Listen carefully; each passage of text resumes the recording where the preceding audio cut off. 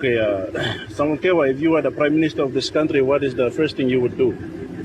First thing is the constitutional rehabilitation. We have to revisit the Constitution because our Constitution is the mingling of the truth and the lie. Like Section 45 of the Constitution explains that freedom of religion is giving loopholes for the Illuminati and Freemasons. Okay, the other thing, in the service delivery, I'm anxiously waiting for Marabe to deliver.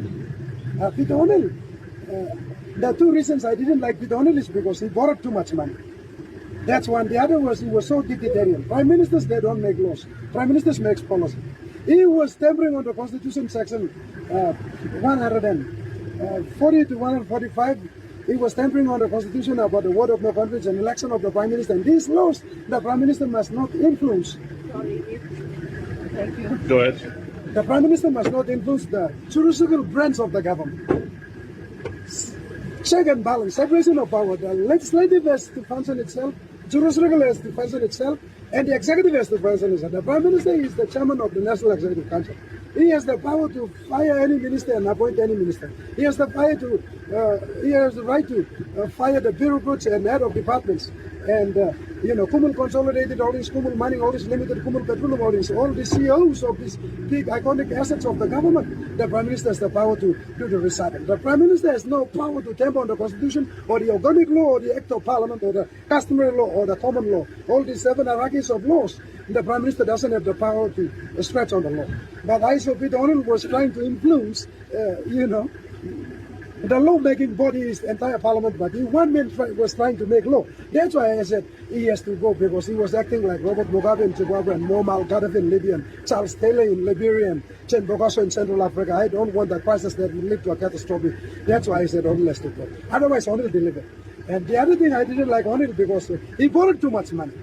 Bible says in Proverbs 22, verse 7, rich rules over the poor, but the borrower is a slave to the lender. You talk about the international bankers, like the Bank of England is powerful in the Commonwealth. The powerful person in the Commonwealth is not Queen Elizabeth, it's the chairman of the Bank of England. The Bank of England is Suriname. It's not the Bank of the British monarchy and the Crown. It's the private bank.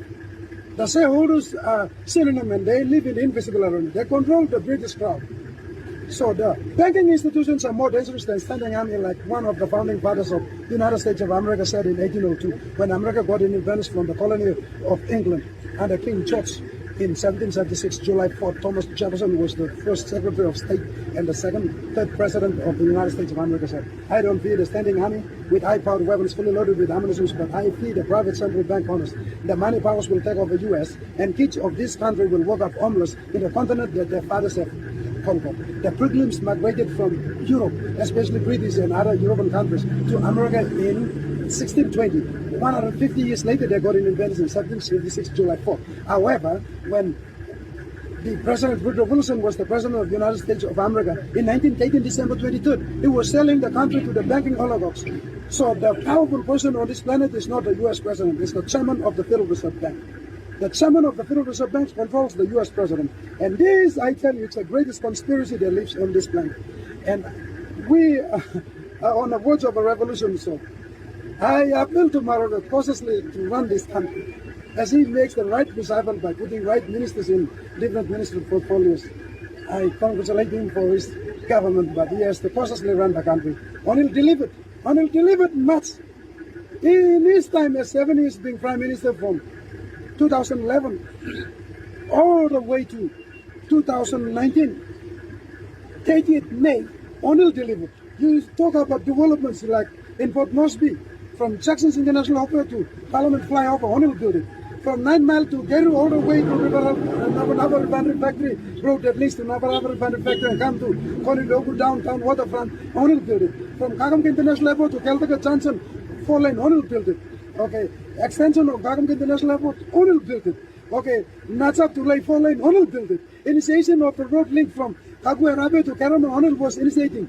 Okay, road from Medang to Baya in my electorate in Balumsa, O'Neill was initiating. O'Neill delivered, but the thing I didn't like Peter O'Neill is because he borrowed too much money and I'm afraid of international bankers. I tell you, China is buying off the African countries recklessly. China bought off Angola, China bought off Kenya, China bought off Republic of Congo, China bought over Sudan, China bought of Ethiopia, China bought over Sri Lanka. These countries, they borrowed too much money from China. They didn't pay back and China bought them off. Not long, China will buy Papua New Guinea. Not long, international bankers will take over this country. That's why I didn't like owning it. And I told the Marawi government to, don't borrow money. Now Marawi is doing a right thing not to borrow money. But infrastructure-wise, Marawi will deliver or not, I will wait to see in 2022. He has to deliver. He has to deliver.